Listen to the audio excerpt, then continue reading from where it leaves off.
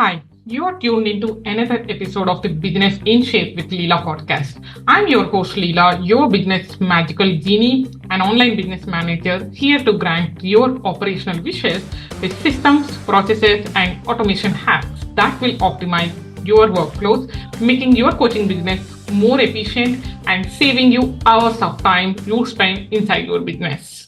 Hello. Welcome back to Business in Shape with Leela podcast. Today, I'm super excited to have Ashu with us. Ashu is one of its kind coach who blends spiritual and business coaching. I have worked with Ashu as both her client and business manager, and I have seen how powerful her impact is. She combines spiritual insights with practical strategies, which transform her clients' lives and businesses. This blend is what makes her approach so unique.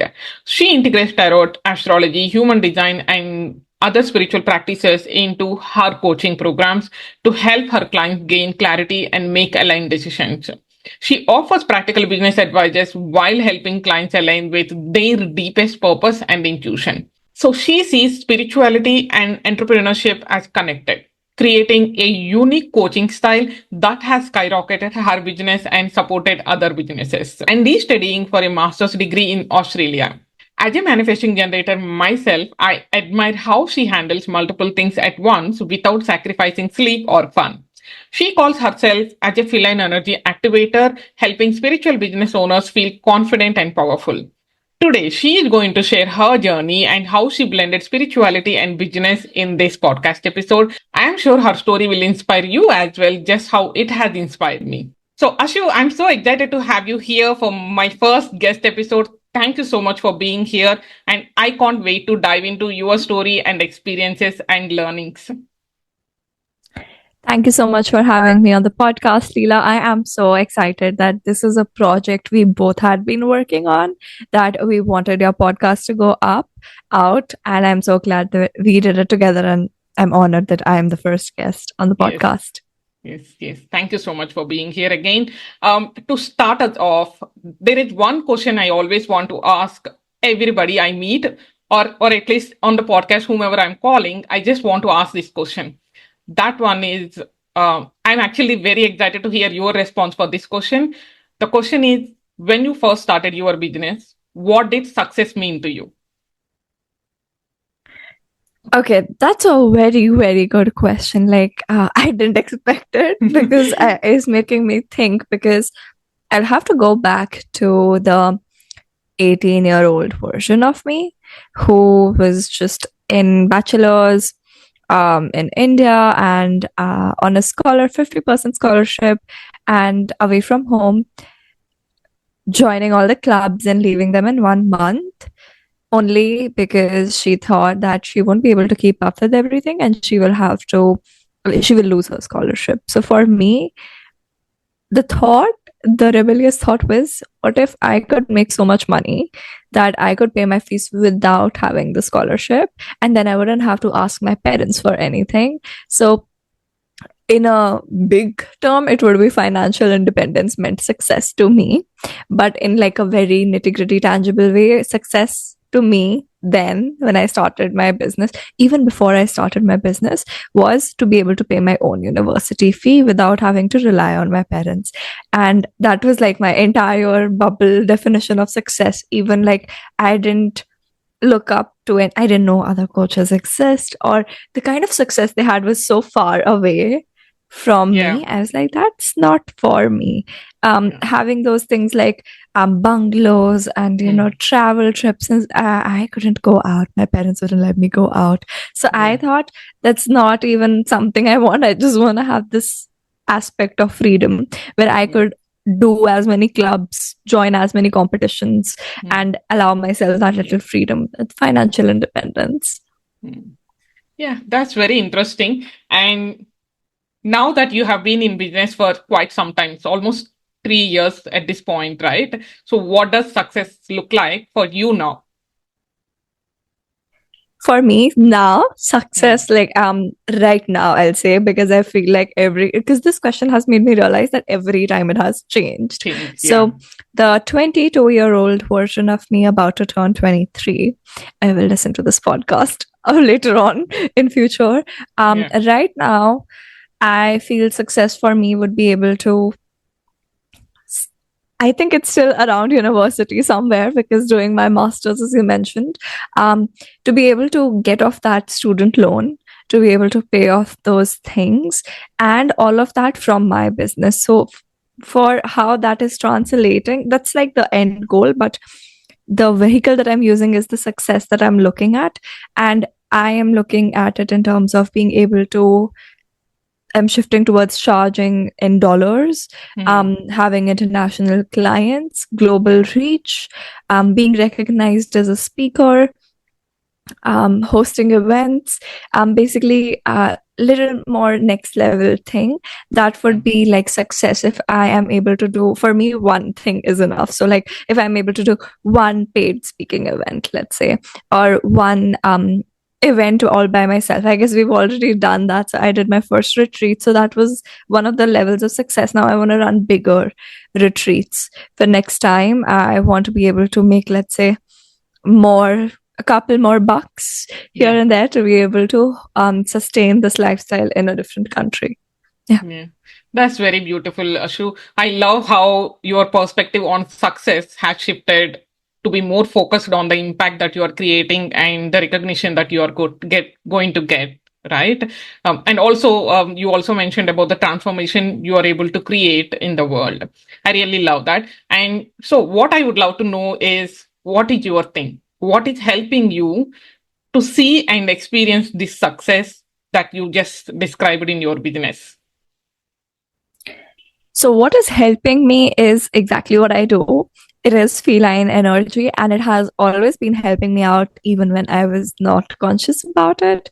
Because I know if you're running a business, then you've got to create impact, and only that, like the people, especially the spiritual ones, they're usually very gifted, and their missions and the people they're supposed to be connecting and impacting, that's already very laid out. The point is how you're gonna get, like, stay on and keep promoting things and everything even when no one is buying. And that's where that feline energy aspect comes in. So basically, feline energy aspect is where you think of a cat and all the attributes of a cat, and you start embodying those attributes. Now, when I usually take an example of a cat because it's a cute, fuzzy animal, but this extends beyond just the cat. It's also the big cat energy. It's where you are having the lions, the tigers, the lioness energy. I have a lot of my clients who are Leos in astrology, and they're born around August times, and they just say that I want to tap into my fierce lioness energy because Leo is their symbol is the lion. So they might be embodying traits like that, right? And one thing of a Leo or like a lion would be its mane, and hair is my thing. So that's like the way I wear my hair brings instant confidence, and that's like an activation for feline energy. So that was a one quick tip there, that okay, you can activate feline energy by how you dress up and show up. I'm a August born. I don't know whether you know it or not. So I am August born, and when you're saying that, oh, today I have dressed up very nicely, and then I did my hair nicely. Yeah, that's interesting. So let's go a little deeper into your journey. Why spirituality into business? Because I'm in this industry from past 3 years. I think I should say you're one of the first kind who combined both spirituality and business practices together. So, but why? How did you start this? And then where that idea have come that you can combine these two? Because in my opinion, these two are completely different worlds. That is a very good question, because I didn't really start out as a business coach. And that is what makes the entire difference, because I started out as a life coach. I would say a life coach. I was helping people navigate their challenges, personal challenges and everything. And those under life coaching, I feel manifestation coaching also falls somewhere. And because of that, I really like that aspect, because I was able to manifest quite a lot of things for myself. since like I was 4 years old. I was going to the Brahma Kumari sessions and everything. And Okay. I was very connected spiritually for a very long time. Then the teenage years happened and I Okay. got disconnected. But then I found my way back from things like tarot came through, and all of the spiritual tools like spells and all of those things came through. And I was able to help people through it. I was guiding, impacting with the manifestation techniques. People started manifesting, and I started creating courses about it. So spirituality was like the element. Business came later because after some time, other spiritual business owners started asking me, Ashu, how did you make money? How is your business growing? And I did not even like sort of see it as a business at that time. I just saw like, okay, I'm creating courses. It's like a side gig or something. And I was like, okay, cool. You guys want to learn how I did it? I can, since I have a business background, I ran like one course called Start Your Business Bootcamp. So that was like the first course. Even while I was a manifestation coach, I launched that, and I already had a couple of people interested to know my ways of doing business. So I signed them up, and in the program, I make things very simple. Everything is related to food or spirituality, like how I'm using it. It was very unconscious that it's happening, that I'm doing this. I'm manifesting for business, not just for relationship. It's just very simple. Like people say, here's how you can manifest a relationship. Same thing. Here's how you can manifest clients. Here's how you can manifest money in your business. Here's how you can manifest more reach and all of that. So all of that started happening. And I realized while working with that like first founders group, I realized that spiritual business owners have another layer of difficulty when running a business. Usually, when you run a business, you're like, yeah, it's a business. I do feel scared to charge. I don't know if someone will pay. But in spirituality, the other layer that gets added is I'm doing a spiritual thing. I should not charge for it. Will people consider me weird? Will people sort of bully me for it? So that's a whole another aspect that comes in, and they're different layers to it, and they're more aware than there are empaths running a business. So they're aware, oh, I'm an empath, I'm a highly sensitive person, I am a manifesting generator, I am a projector, and all of those all of that awareness makes it even complex to run a business. I would say without that awareness, it's pretty easy to run a business. You might just not know what is going wrong. You might not pull up an astrology chart every time you're not able to make a sale. You might not do all of that. But when it comes to spiritual business owners, they're always looking for answers, and they are so they absorb so much. They do the energy work. They're not doing the physical work, that you need to coach them differently. You can't teach them things that are being taught in business schools that are like, I've been through a business school. So you cannot teach them those things, because they will find it very masculine driven, like hard, go. And that doesn't work out for them because they're so sensitive to energy. So I had to shift everything when I was teaching so that it is okay with them. They're not feeling drained out. And I also started questioning things that were taught to me because I was teaching them. And then there was this moment of Instagram might get banned in India. It was like a fake news, but it did go around. And I was sleeping sleeping like a log, but I wake up to find everyone texting me, Ashu, what do I do? I only have people on Instagram, and that made me realize, oh, these people don't have email lists. They don't have Telegram groups. Because if I lost my Instagram account, I have a website. People can reach out to me. Something or the other will happen. I have emails and everything. I have Telegram groups. I have WhatsApp. So all of those are there. I was like, oh, I need to shift into business coaching, specifically for spiritual entrepreneurs, because they are really good at their gifts, but not necessarily with the business skills. So I just help them build that up. Yeah, I totally relate when you said, when you know the spiritual concepts, you get more confused sometimes. I personally relate very much, because as a manifesting generator 4x6, I have been told that networking is one of the important aspects. I love networking. I'm not denying that. But sometimes when I do that networking, there will be some conflicting thoughts in my head. It's like, oh, this, as per my human design, I should do networking. This is my area. I have to focus more on networking. But on the other side, in my mind, it says that I think you're going too intense. I think you are going too pushy. maybe you can slow down. You can take a break from networking. You don't have to do every week or every day kind of thing. So very conflicting thoughts. And then once I slow down there, then no. So if I do networking only, then I will have as per my human design, I will have the better benefits. This is very conflicting thoughts. I know only human design is something that I know little bit. I'm sure how other spiritual entrepreneurs are feeling when they know a lot of other stuff related to their energetics and then their astrology charts and all of that. And yeah, that's a an inspiring story actually, when you say how you started and all of that. And I can clearly see how your own personal journey of finding meaning and purpose has really shaped the work that you are doing currently as a business coach. And yeah, firsthand, I always saw that you're very deeply passionate about empowering your client to tap into that same sense of the spiritual alignment and fulfillment, which is something that I really, really admire. There is one thing I'm really curious about is what are the specific spiritual or energetic practices that you recommend for all the business owners? Maybe spiritual, may not be spiritual, or they who wants to get started with spiritual side, and they can, so that they can incorporate into their daily routines. So can you share a bit more about that?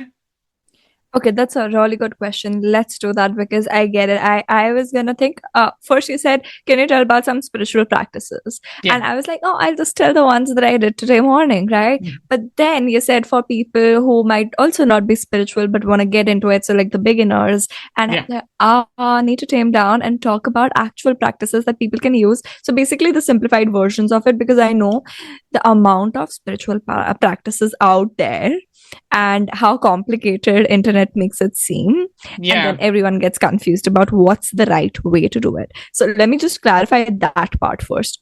Sure. What's the right way to do any spiritual practice is the way you find it right.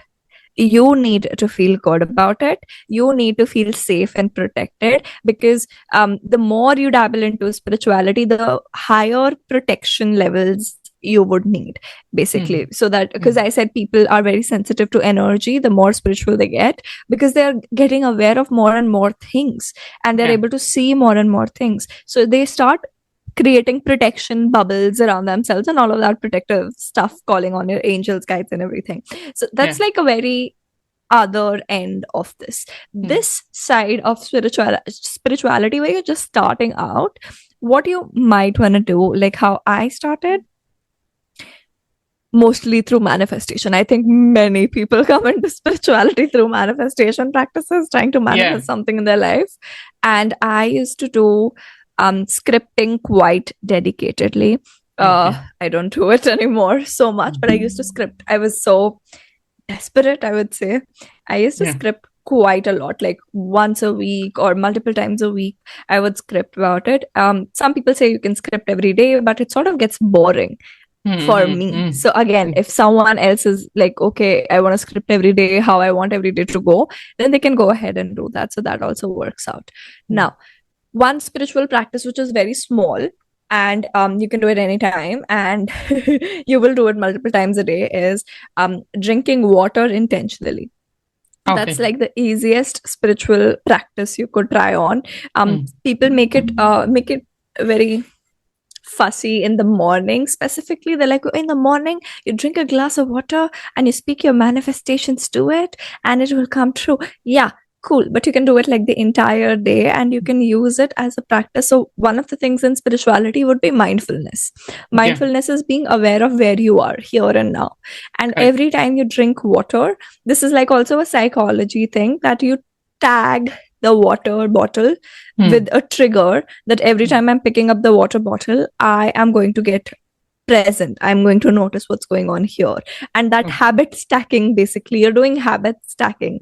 And you could just open up your bottle, or if you're doing it in a glass of water, you just hold that up, and you can just whisper if you want. If no one's around you, you could whisper the kind of intentions you want to have, or you could whisper your manifestations. Now this becomes again complicated. What are intentions? How do I speak? What are the words I speak? So intention is basically anything that you start with. I intend to.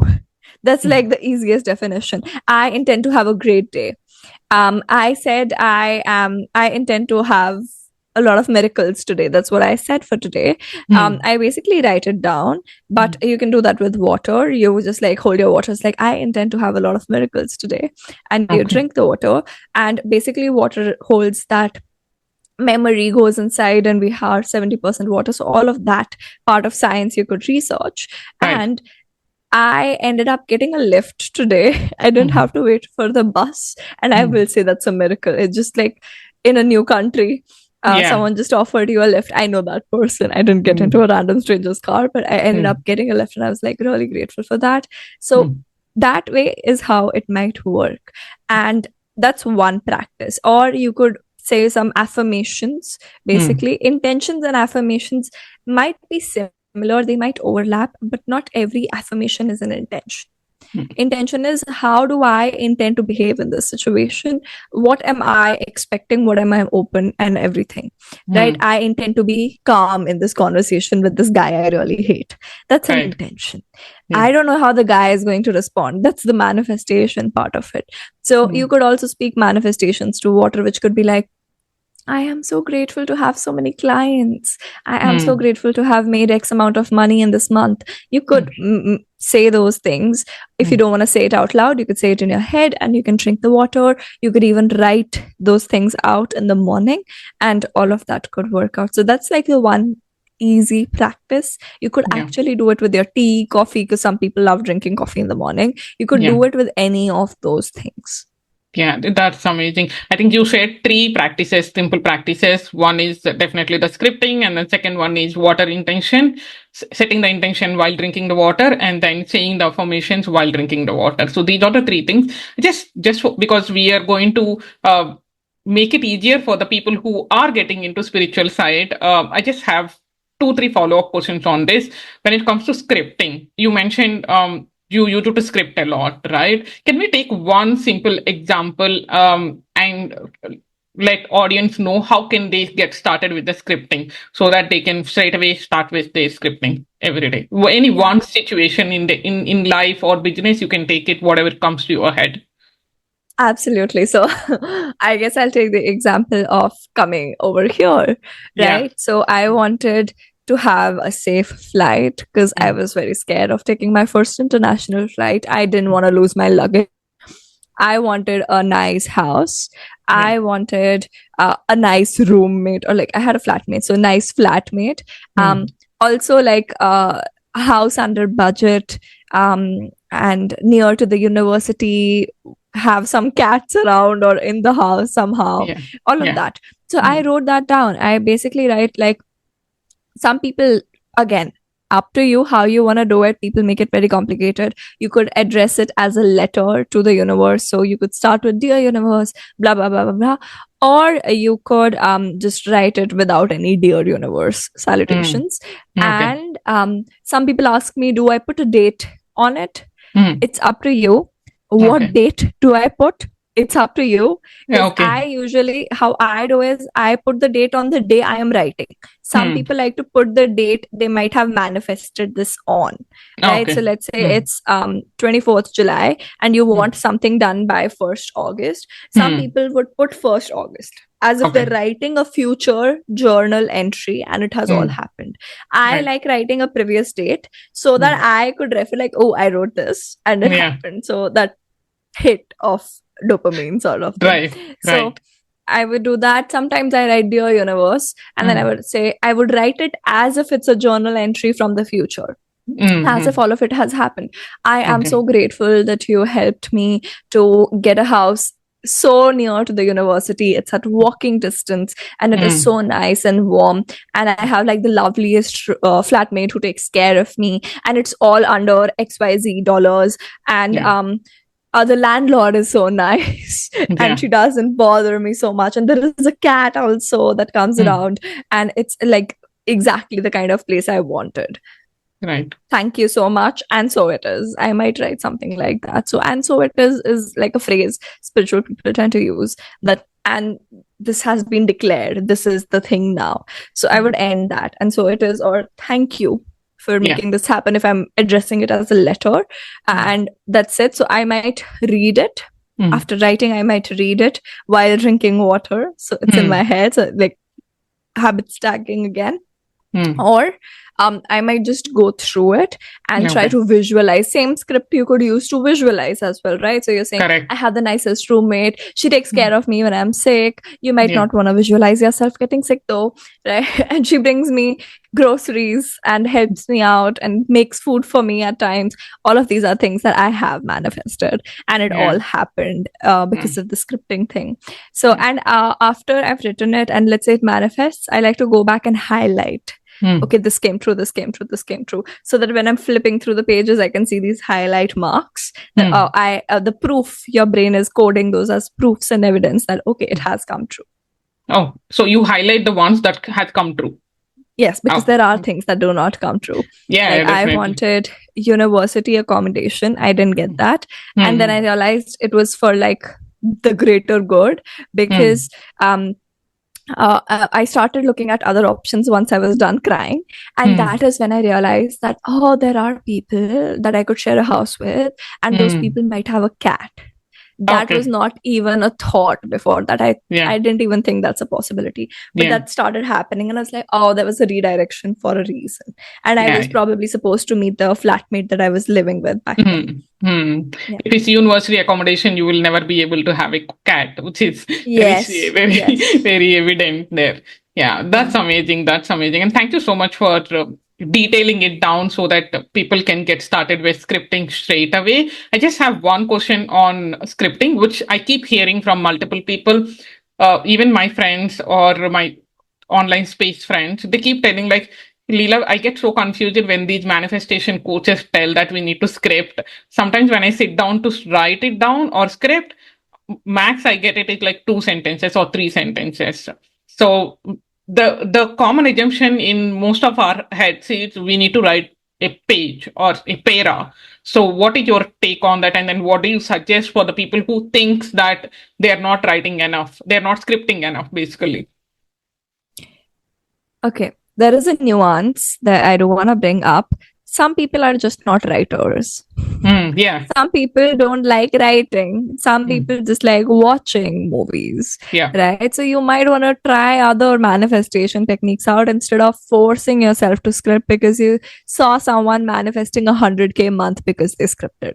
That's not how it works. If you are a writer person or you like writing quite a lot, like I have always been a person who takes very nice, neat notes and fancy systems and everything. So I usually, but even after that, I have written like stories and everything for my school, and I have written multiple pages, 17, 18 pages by hand. I've done that. But even after that, my scripts are usually, the scripting part is usually like one page, like one side. That's it. One side, max, it will go like the other side, the back of that page. It's that much only.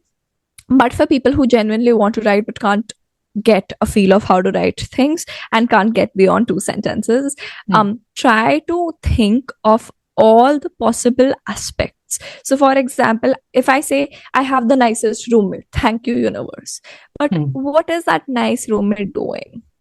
What all is she helping you with? So that's where you go into the details, like she's helping me with groceries, she's taking care of me when I'm sick, she's making sure that I eat, she leaves some food for me in the fridge, she always gets me some chocolates, she's good at makeup and she's teaching me how to do makeup, all of those like details are what matter. I had scripted something like this for my university, like before, for bachelor's. I didn't get a roommate like that who knows makeup. We ended up being like the same person who stay away from makeup, are very studious, but she was still very nice, and I feel like we like clicked very well together. So I still got that feeling of I am safe. I have a really nice roommate who takes care of me. She did take care of me when I was sick. We still stay in touch. She still cheers me on. I still cheer her on. So that manifested, but all those details might not. The details are for you to get clarity on what is it that you're looking for. Now I do have a friend who's so good at makeup and keeps telling me how to try it. So it manifested in a different way, not as a roommate, but it still came through. That's amazing. That's amazing. So yeah, next moving on to the next practice that you suggested, being it intentions while drinking the water or affirmations while drinking the water. I think for intentions you already mentioned like you can do throughout the day. Is it same for the affirmations also, or is there any the time bound for this practice? Like you have to do in the morning or Uh, evening or when you're doing something specific? okay. So there is no time bound Mm, thing for any of the practices that exist out there.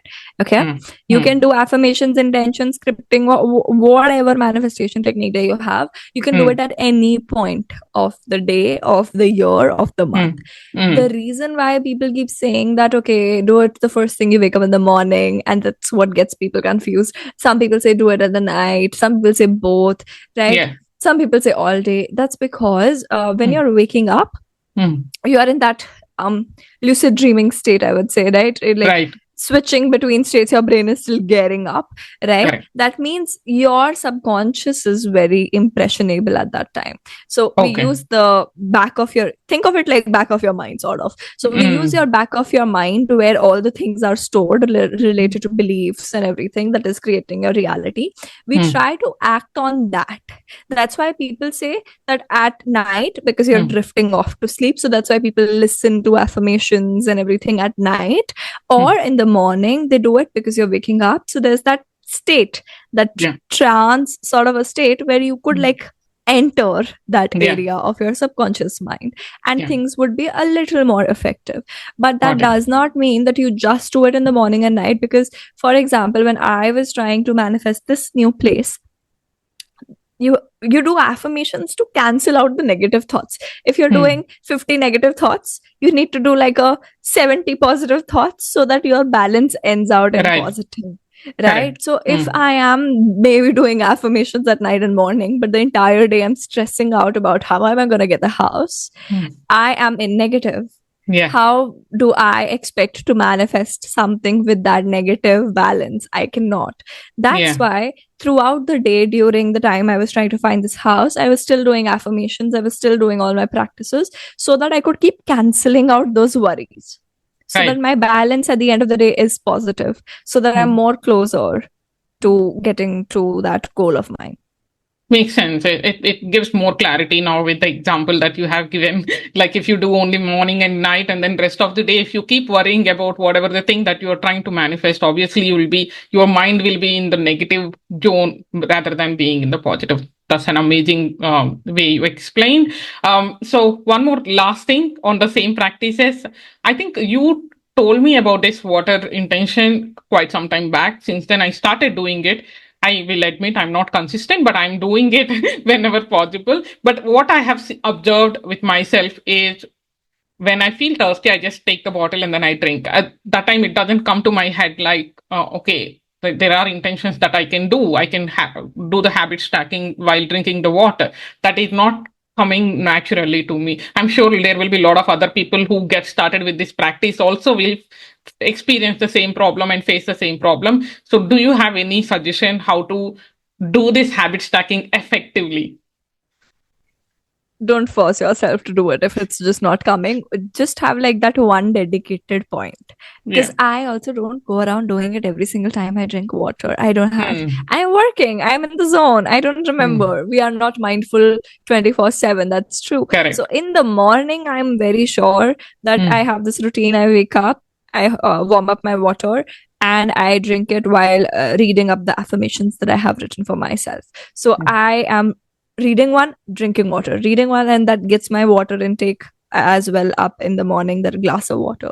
So yeah. that is my one thing that I'm definitely going to do, even if Mm, I don't drink water intentionally throughout the day, because mm, I know you will forget it. And then when you remember it, you're just going to beat yourself up with all that negative self-talk, like, oh, you're not doing your habits, your routines, and that is also a negative thing that is adding yeah. up to your negative balance. So Yeah. eliminate it altogether by just setting a realistic goal for yourself, Mm, because it's mm, I would say unrealistic for someone to always be mindful. yeah. There will be something, unless you Definitely. are what is that, unless you are like a priest or something, meditating up in the mountains, right? Yeah. So Yeah.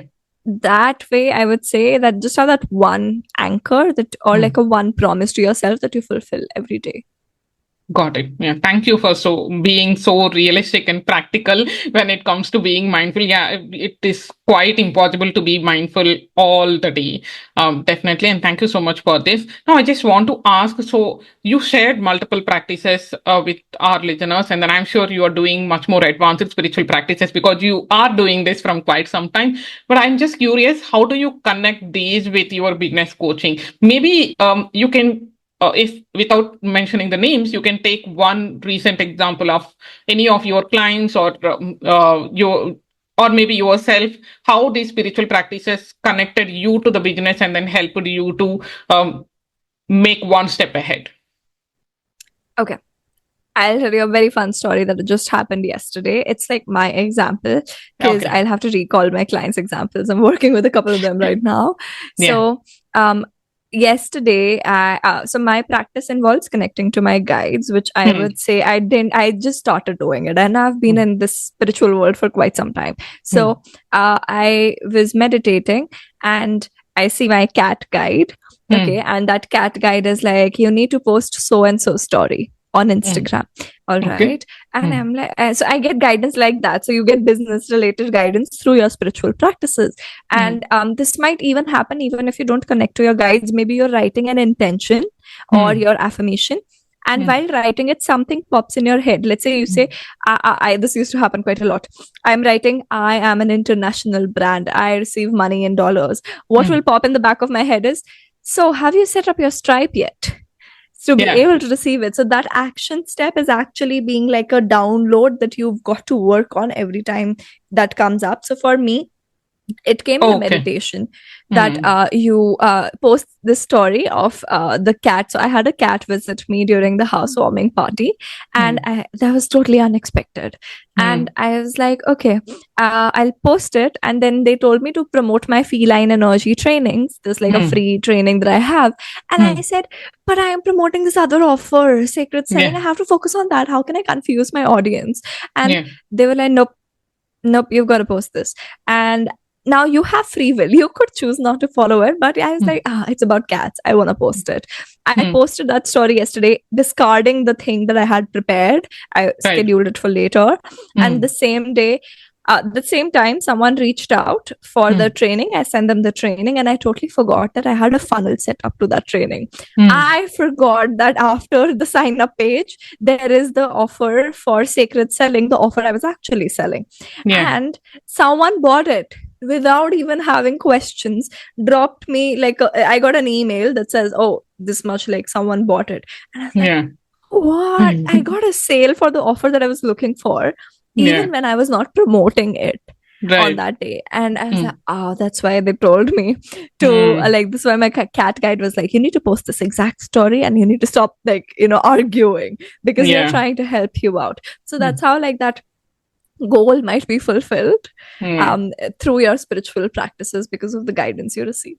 That's awesome. Actually, from this specific conversation, what you just explained, the situation that happened in your life yesterday, one thing I learned is I keep wondering when spiritual business owners keep talking about like they had a lot of downloads. What are downloads? I keep asking myself, why are they saying they have a lot of downloads? Because I was working with you from quite some time in your sessions, and then you're both free and paid sessions. I've seen a lot of your clients mentioning like, I've got so many downloads, Ashu. Thank you so much for this meditation, or thank you so much for this spiritual practice, whatever it is, XYZ. And then I keep wondering when they are saying downloads, what it means. Is it like thoughts or is it like ideas are popping up? But you made it very clear in this conversation. I totally understood now. I know for the people who are just starting with the spiritual side, they will not be able to understand when you say guides, when you say angels, they are telling you to do this. But the way how you mentioned when you're writing this, if some thought comes like, did you set up the Stripe for getting the international payments? Yeah, that's the download. So that keeps coming to everyone, which is very easiest way to understand what it means by download. Thank you so much for that. Ashu, I really appreciate you taking the time to come to this podcast show and then walk us through your journey and share these three powerful, easy, and simple daily spiritual practices that anyone can start right away. I'm sure all our listeners are going to find this super, super inspiring and they will get started right away today. But before we wrap up, I just want to ask one thing, like what are the offers that you are offering for the people who are in the similar industry, and how it is going to help, and where they can find you if they want to connect with you? Thank you so much for having me on the podcast, Leela. And for your question, I guess some of it I answered while giving the answer to the previous question.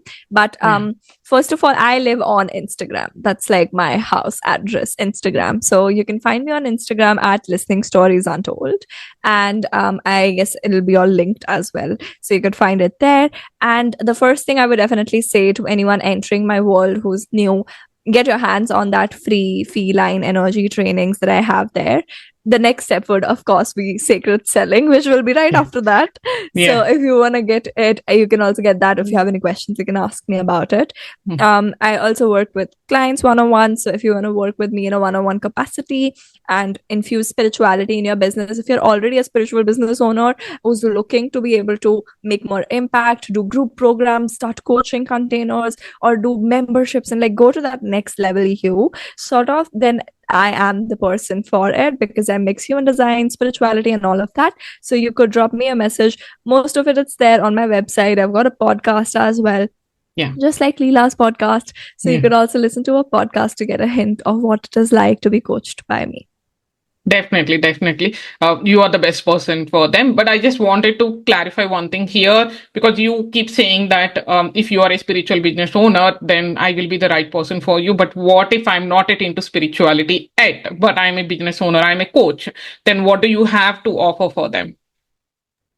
If you are not, so I say it like this, that either you are a spiritual business owner or you are a business owner who is spiritual. So you don't have to be spiritually running a business. You don't have to have a spiritual business, but you could be spiritually running your business, or maybe want to do so. You're feeling inclined, just like Leela, feeling inclined towards spirituality. So I do still have a life coaching business on the side, which is stationary that empowers. So I do help people find more spirituality in their lives, life coaching and all of that. But even if you're not a spiritual business owner, I would highly suggest the feline energy trainings, because everything there is very strategic. And at the end, I tell you, oh, this is all the spiritual things that you did, and you didn't even realize it because I didn't name it like that. Yeah, true. Very true. Very true.